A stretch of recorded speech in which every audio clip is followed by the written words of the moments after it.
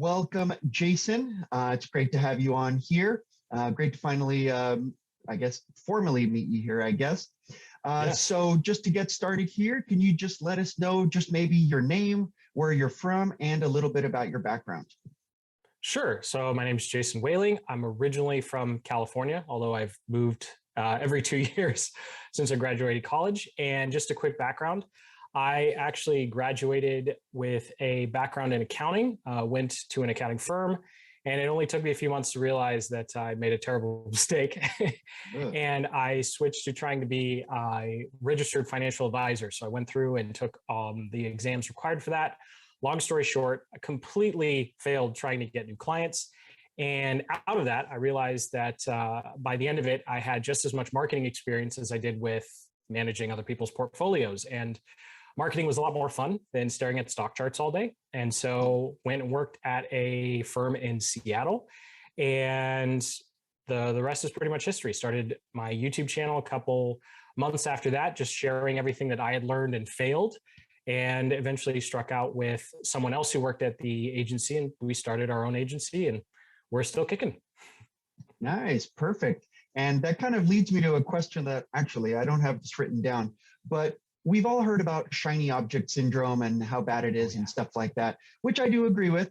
But I'm starting to be a little bit more 50-50 about it. So let me ask you this way, that a lot of people I've talked to give me a similar story to the one that you just told me about. They started in one career, then they pivoted 10 times or at least 5 times and ended up to where they are now.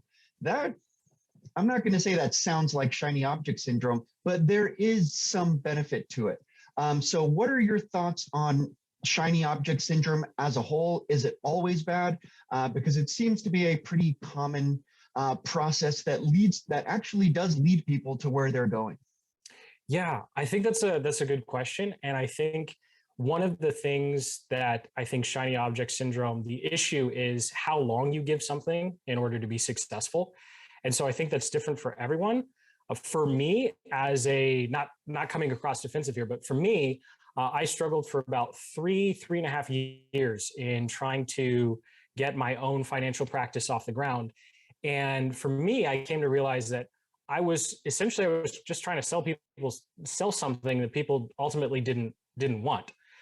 So I think with shiny object syndrome, one of the things that I've found really helpful is kind of creating a vision board or a goal, like outside of your work, like what do you want your actual life to look like? Like what does your ideal day look like? And I think when you're much more clear on what your values are and what you actually want your life to be like, then you can give more time, focus, and energy to something instead of jumping from one to the next. And just in terms of business, I mean, you need to give something at least 2, if not 3 years before you kind of jump to something else. For me, I posted a lot of videos on YouTube. I mean, I went a year and a half not making anything, right? So it's one of those things. I think time is something that we've all just grown accustomed to things happening instantaneously. And we forget that we have to let things germinate. We have to let things actually take root and grow. And so when you're talking about shiny object syndrome, I think bouncing around there's a point where you pivot and say, okay, I've been banging my head against the wall and this is just not working. At the same time, though, you have to make sure that you've given yourself enough time for it to actually bear some fruit. So it's a balance. Yeah, definitely. And congrats on your persistence. And we'll talk more about YouTube and stuff later. I've actually been watching your videos for like years, I guess now. I don't know how long ago you started. Cool. Well, if you see me looking down, I'm just looking at my questions and maybe taking notes here, by the way. So you mentioned that you have an agency. So let's just summarize real quick about you and your business. So I like to phrase it this way. So who do you help to do what?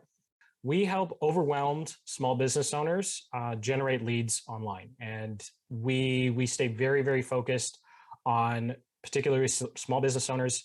We focus on lead generation, and that's pretty much it. So that's the summary there. Okay. So does your funnel lead into that agency stuff, or do you have your own personal consulting thing, or is it all kind of wrapped into the same business? everything right now is kind of wrapped into the same business. A lot of what we do on YouTube, and this was a little took us a little while to figure out, where we actually wind up making a lot of content for people who aren't our ideal customer. And that just allows our channel to grow and allows us to get the views that we need on the few videos that do actually get us the clients.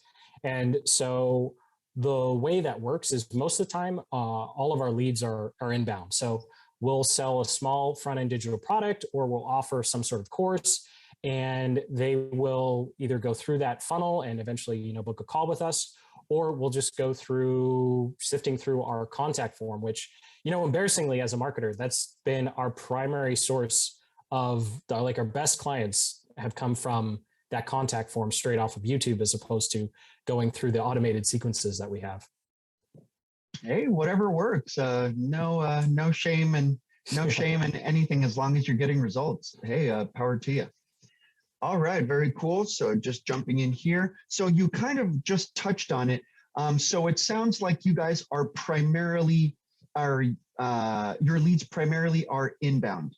Do you guys do any outbound, like I guess ads, DM strategy, anything like that? And maybe what percentage is outbound, would you say? Sure. So maybe 1% is outbound at this point. When I first got started, I went through a couple courses on how to reach out to people on LinkedIn and, do that massive download of all the emails and send out those cold sequences. And I really did not do well with those at all. So that was definitely not in my wheelhouse. So right now it's 99% inbound leads from those YouTube videos. Nice, congratulations. That's good situation to be in. Yeah. All right, perfect. So I know you kind of already went through your story a little bit. Sure. Could you just talk a little bit more about the struggles? I know you've went through a lot of steps.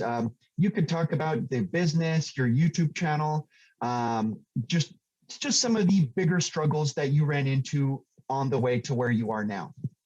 Sure. I think going back to shiny object syndrome, I think that's the biggest struggle I had with both businesses. Because when you go to social media, or you go to YouTube and you're like, how do I market my business, or how do I get more leads?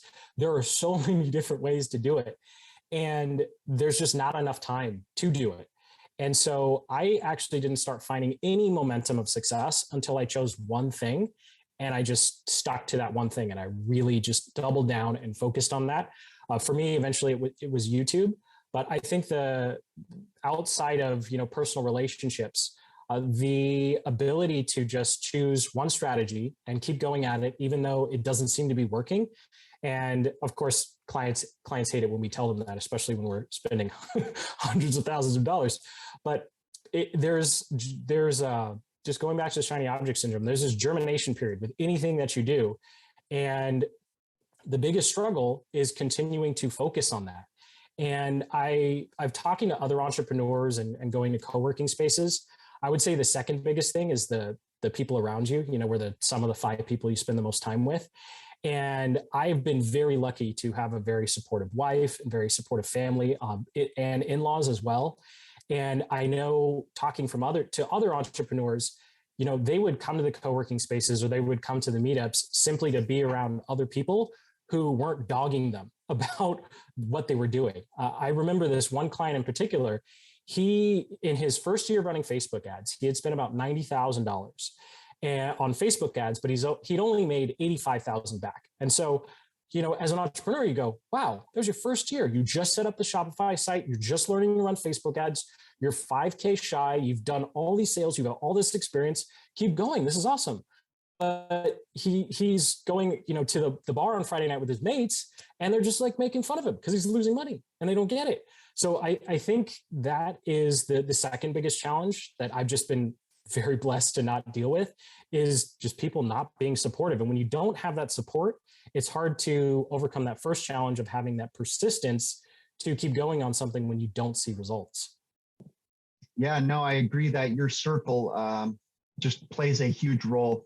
I know we've all heard those quotes about being the 5th person of the 4 people you hang out with most and stuff. Yeah, I would say for that particular person, I'd say that's the cheapest education you could get. It really was. And something so useful for sure. All right, perfect. So just moving along here. So I know that you guys are mainly involved with YouTube, but let's pivot a little bit to Instagram, which it seems you are hitting pretty hard right now. So Yes. what led you? Clearly, your YouTube channel is doing very well. What led you to branch out to Instagram? What benefits do you see there? What benefits have you seen? And just tell us a little bit about your strategy there. Sure. So, just a disclaimer: this is not the first time we've tried it. There have been a lot of failures. So for me, it was the initial decision was we'd finally reached 100,000 subscribers. We were seeing some changes in the YouTube algorithm that have caused us to change our YouTube strategy a little bit, and so we looked at it and said, we think we have enough momentum over there where we could try and add this second channel. And then we also have someone on our team, just as a disclaimer, that does all the editing, all the posting, helps with the graphics and the hashtags, because I simply do not have time for that. So I still focus pretty much mostly on YouTube, and I show up to write and record and then pass it off. And so I think that's also important because when I look at it, it's easy to look at what someone else is doing and like, how do they do all that? You can't, you physically can't. You have to have a team helping you, even though it's not producing anything. So in terms of our actual strategy,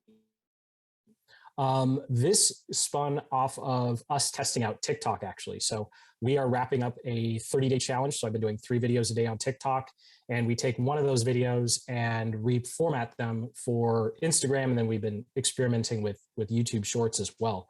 And so the main strategy, just as an overall looking down, is just we're all in on YouTube, and if anything happens to YouTube, we're not going to be in a good position. And so moving over to a different ecosystem to try and create content for that format, I personally have struggled a lot because, as you can probably tell, I like to talk a lot, and I like to add anecdotes, and I like to reference stories, which simply isn't good for the TikTok and Instagrams of the world. They want it short, sweet, to the point, and then just move on, which is a new skill set that I'm developing. So the main strategy, I'm sorry, now I'm rambling.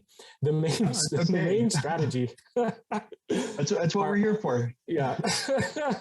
So really the main strategy here is to gain an understanding of how to create content in the context of how the algorithm works for Instagram and TikTok. So just kind of some quick takeaways, because I think we're in the 80s right now. So we're almost to our 90 posts. I think it ends in a few days.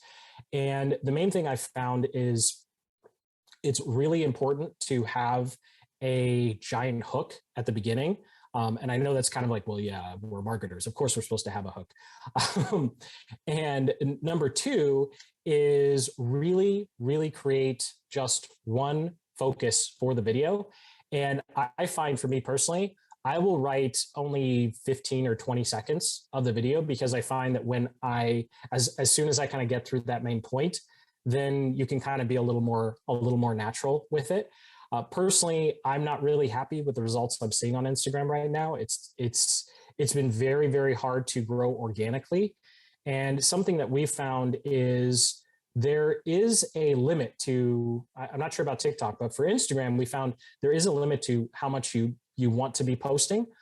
Because when we first started, we tried to do, I think we tried a couple videos per day. The first one hit 2,000 views or something, and then the rest didn't do very well. And so something that we're also playing with is saying, okay, well, maybe we'll go post it on TikTok or YouTube Shorts first.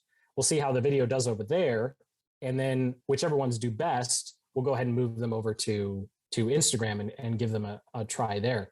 But there's definitely diminishing returns. I wouldn't recommend anyone post 3 or 4 times a day to Instagram if you're in the marketing niche. And it's just, I don't know if I would even recommend having it being your main channel, unless you're going to be in the comments and DMing lots of people.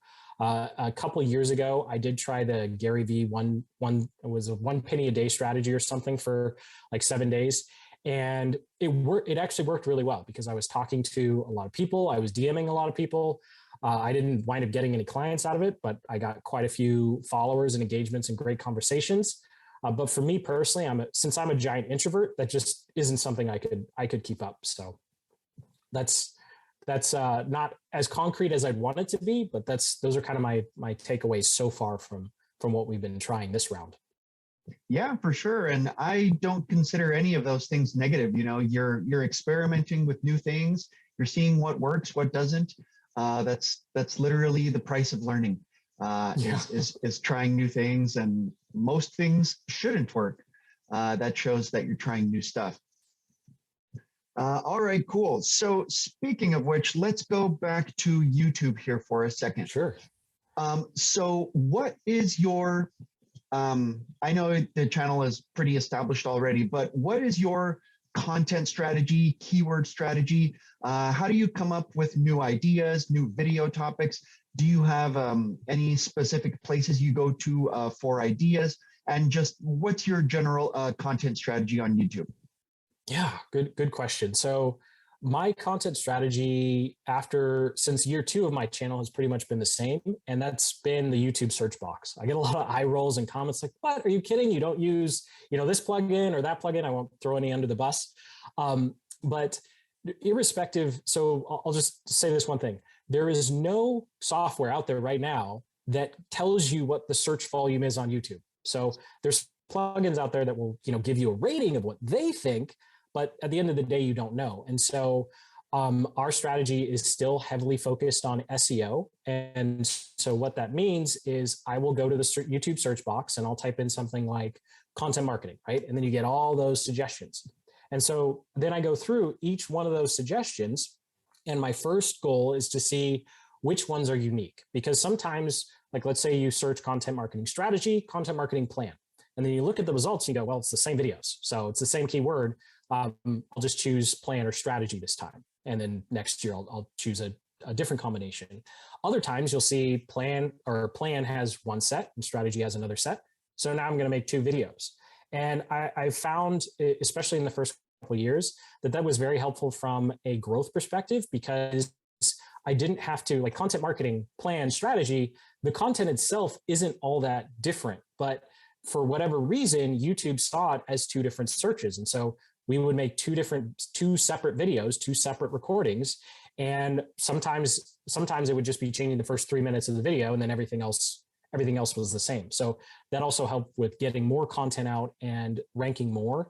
And so in November or October of each year, I will go through our master list of all of the subjects that we want to touch on. So we have 5 main pillars, and then we have subsections under that. And so I'll go and I'll search all the keywords and figure out, okay, in content marketing, Google ads, YouTube ads, what are the actual unique keywords? And then we just go make a video for each one of those keywords, and of course try and rank for them. So that's the main way we go about it. I've also experimented with content that kind of goes after more suggested style, where it doesn't tie to a specific keyword. I also have about 200 some vlogs on the channel. And I can honestly say that I have not done very well with the vlogs or that style of content. There is something to, as a small channel, and I've seen this happen a lot, if you can point to a big influencer in your niche and talk about them, positive or negative. Obviously negative works really well. I've seen multiple channels just shoot past me. Of course, for us, personally, I don't really want to do that. And second of all, that's not really going to get us more clients. And so what we've done is we've actually made some pretty harsh reviews of different softwares. And so that's another area where you'll go search a software, and you'll find, like, if you go search something like Stealth Seminar or even ClickFunnels, the videos they're older and they don't have many views, but those do represent our ideal customers. Those are our ideal clients. And so we do make those style of videos because we know they're actually going to be helpful to our ideal customer or client, or we know that there's a good promotion or affiliate opportunity with it, even though it only has even though the ranking videos only have a couple thousand views. So to summarize my my long rant here, so number one YouTube search box. I mean, I spend a full week where all I do is go through the search box and look at every single keyword. It takes over 50 hours, but it's totally worth it. And then number two is just focusing on what are the problems and roadblocks our ideal customers are facing, and how can we make videos to solve those. As a quick example, it's only got a couple thousand views, but we did a bunch of videos on Stealth Seminar, and I did those about 2 years ago now. And those have been one of our best performing from an affiliate standpoint. And we also got some clients out of those videos too. But if you go look at those videos, maybe all together they have 10,000 views. But in terms of, you look at overall channel revenue, they've contributed way more than that when you look at the percentages. So it's a combination of appeasing that YouTube search box, and then just thinking about your ideal customer, your ideal viewer, what are they struggling with, and making practical videos that help them. Nice. And you mentioned ClickFunnels. I just so happen to be a huge Russell Brunson fan, actually. But that leads me somewhere else here. I just got a few last business questions here. And what do you think about your space as a whole? So I don't know if you identify more as a digital marketer, as an agency owner, as a YouTuber, or whatever. But what do you think about that whole arena? Are there any people you're a particular fan of or not a fan of? You don't have to throw anybody, you don't have to throw anyone under the bus. But just what's your sense of that whole arena? Maybe people you like, ideas you don't like, and stuff like that. Good question. So for myself, I tend to identify as an agency owner and YouTuber. I say this almost every time I talk to someone else and it's being recorded. I'm terrified of being branded as a make money online guy. Like that's something, like if I wake up one morning and that's what Jason Whaling is, I would probably just quit, because I do not want to do that. I really think there's a huge difference between someone who has an actual legitimate passion or skill and wants to turn that into an income versus someone who wants to find a passion or skill because they want income. Like that, I think that's a huge difference. And so for me, looking at in terms of the identifying in that particular space, I'll list off YouTube channels, since that's kind of the stuff I tend to watch. I really like the Miles Beckler channel. I found his videos incredibly helpful, and I think that he doesn't really pull any punches when it comes to what actually it takes. Just in general, I think a lot of marketers, I'm not a fan of a lot of the messaging inside of how marketers and make money online is like this, right? So there's some bleeding over. There's a lot of bleeding over there, and I think that the expectations that are set on a lot of sales letters and sales pages are a little unrealistic. But there are very few that I would say are completely immoral. Like there's maybe one or two where I look at them and go, you should just like be, you need to stop lying. But I think that everyone has a different scale for where that gray area is, which is why I don't call anyone out. There's literally just that small, one or two people are go, yeah, you're completely off the rails, dude. So in terms of channels, I really like watching Miles Beckler. I think Metrics Mania. I just know the channel name. He does really great tutorials on how to use different tools. He's been popping up a lot. And then the third one is actually Measure School. He's been around a really long time. I think Julian is his name that runs that channel. And so those are the three, I'd say the three YouTube channels that I personally like watching. Surfside PPC, when he was still posting, I think arguably is still probably one of the best, if not the best, marketing channel on YouTube, because of when I first started, I looked at his videos and went, oh my gosh, this guy's brilliant. But I don't know if he's still posting. So in terms of marketers, those are the three. And then I really like in terms of courses I actually buy. I buy a lot from Digital Marketer. I really like their style of their workshops and how hands-on it is. And I also like that they aren't overly hypey like some of the other tools out there. I do see you have some of the Russell Brunson books back there. The .com Secrets book, I genuinely enjoyed. I can still remember when he first launched ClickFunnels. He first got that, and going through his trainings, I think they were just so so clear. I think it can be a little hypey, but the information's there and the strategies are there. So those are the ones I like. Yeah, no, I've taken a few digital marketer classes as well. Yeah, I'm a big fan of Brian Dice, Russell Brunson, Dan Kennedy, all that good stuff. All right, cool. Well, one last business question, and then I'll finish up with a few fun questions just to tone it down here. What, I know this is a hard question, but if you had one tip for somebody, let's say even like me, a relatively new YouTuber who just started a few months ago, or an agency owner or a YouTuber, or even just general entrepreneur, what would you give them as maybe a top 1 or 2 tip to succeed, let's say? Ooh, okay. So if I had to choose one, don't look at your stats. When it comes to YouTube, I think you really shouldn't look at how many views you're getting, how many subscribers you're getting, how much your AdSense revenue, because I think that I think that until you define what a good video is or how much you think you deserve, you're always going to look at it and go, why didn't I get more? Or why am I not growing faster? And because it takes so long, the more you focus on those metrics, the less you're going to have in terms of energy to go and make another video. And so for me, I go into comments about every other day. I used to do every day. I'm not as good at it anymore.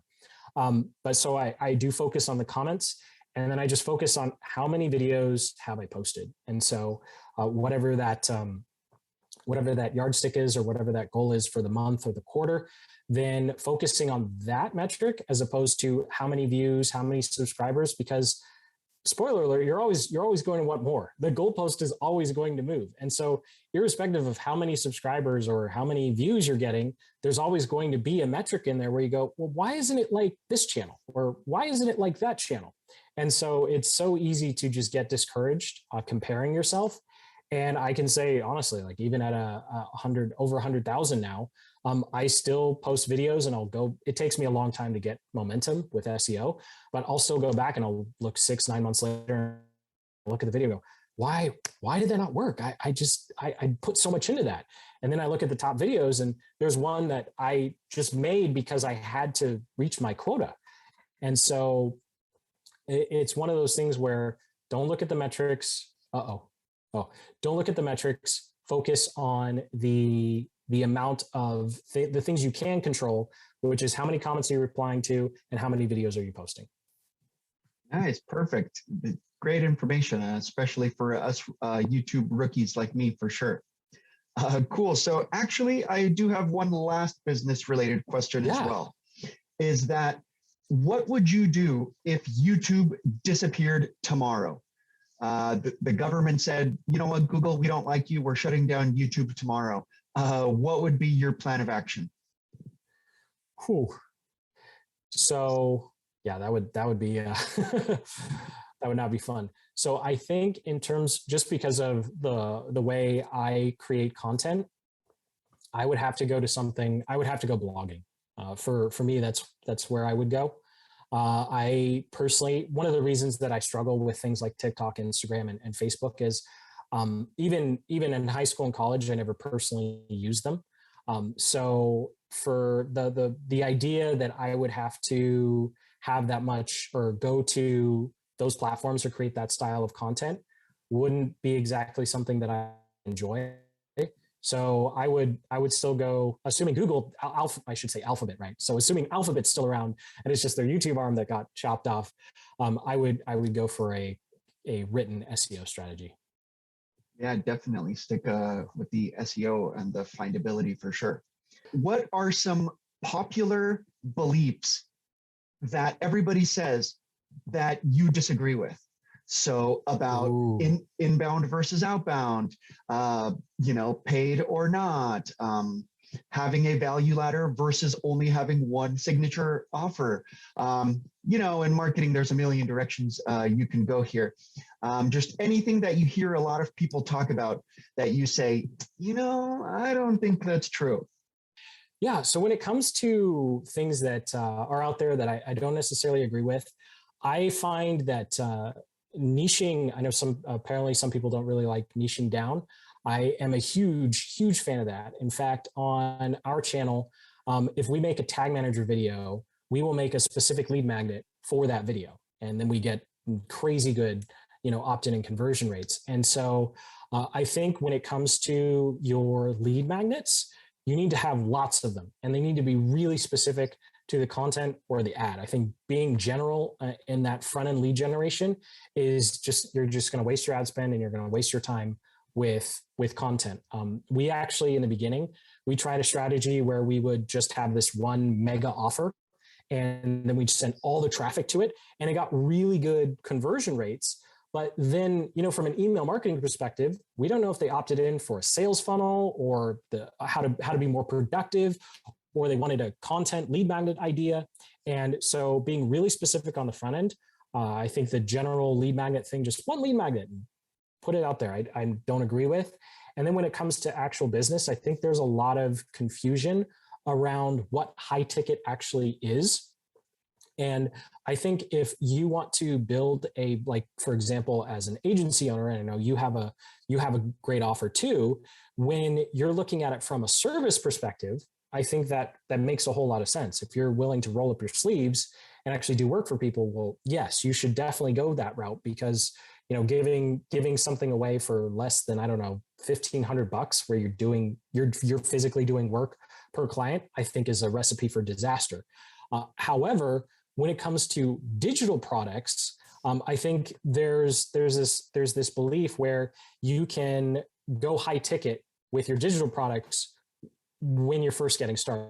And I think that's where a huge disconnect, and I just don't agree with. So if you think you can just make a $2,000 or $3,000 course and start selling it, I think that's a recipe for failure. So when it comes to digital products, I'm a huge fan of multiple small offers because you need to figure out what works. Our best selling products are ones that I thought were absolute bunk, right? Like I didn't make something that was garbage. I made something because the data said we should make this. And I said, no way, that's not going to work. And it did.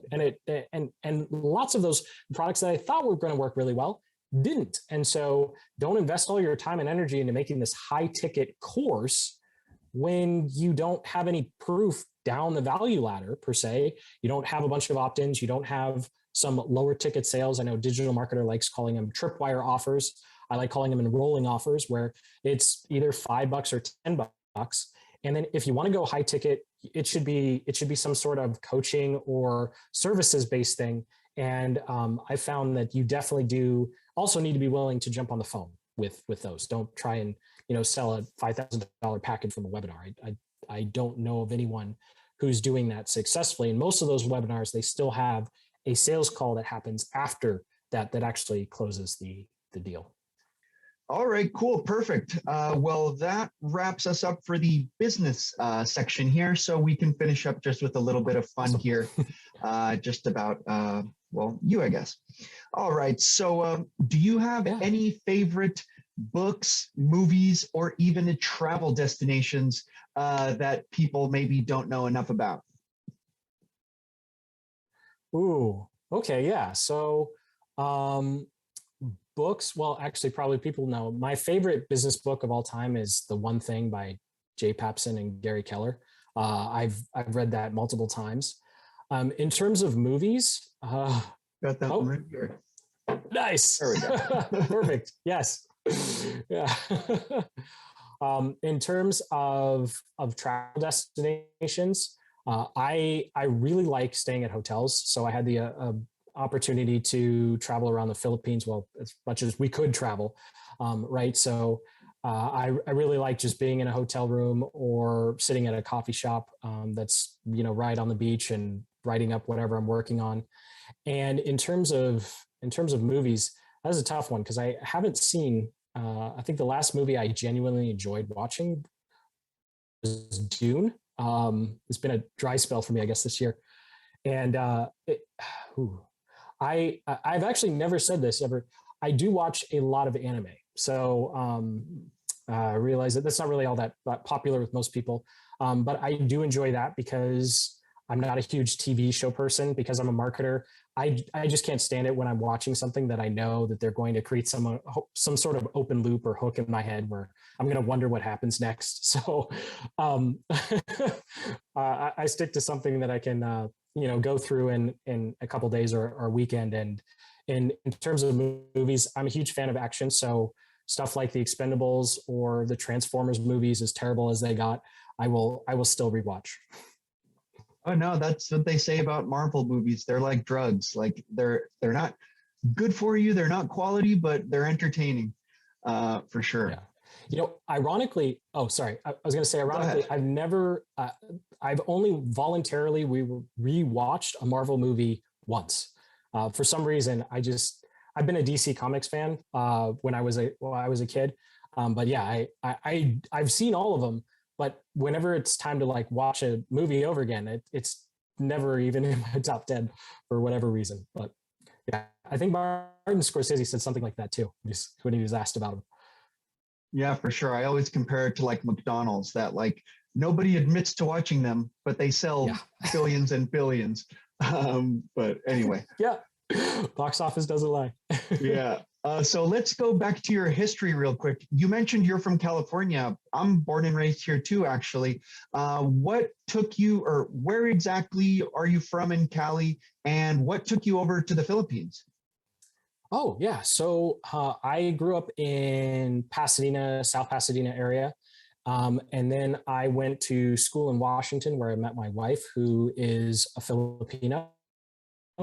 And so we had my business was to a certain point where we were looking at our finances and said, well, we could try this digital nomad thing. So we decided, well, we'd been married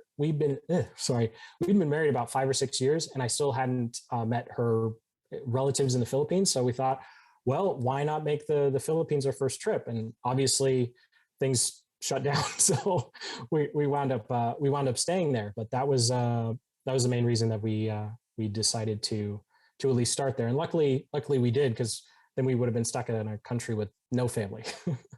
So did you guys plan on continue traveling, or are you guys setting up shop there, or?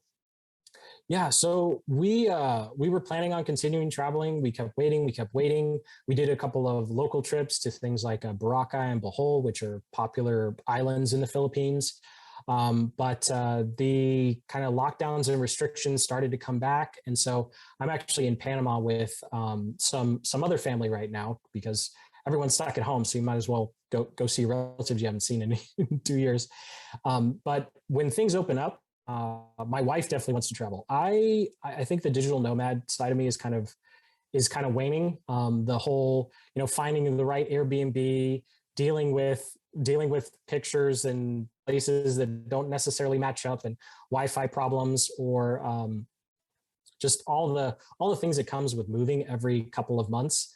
I'm a little tired of it, but who knows? Maybe after being stuck for a year or two someplace else, I'll be ready to give it another try. Yeah, no, I understand. I'm a big travel fan too, but sometimes you just want a home base for a little while. Mm-hmm. So thanks for your time, of course. So what's your main offer? Where can people get a hold of you, and how do people enter your world?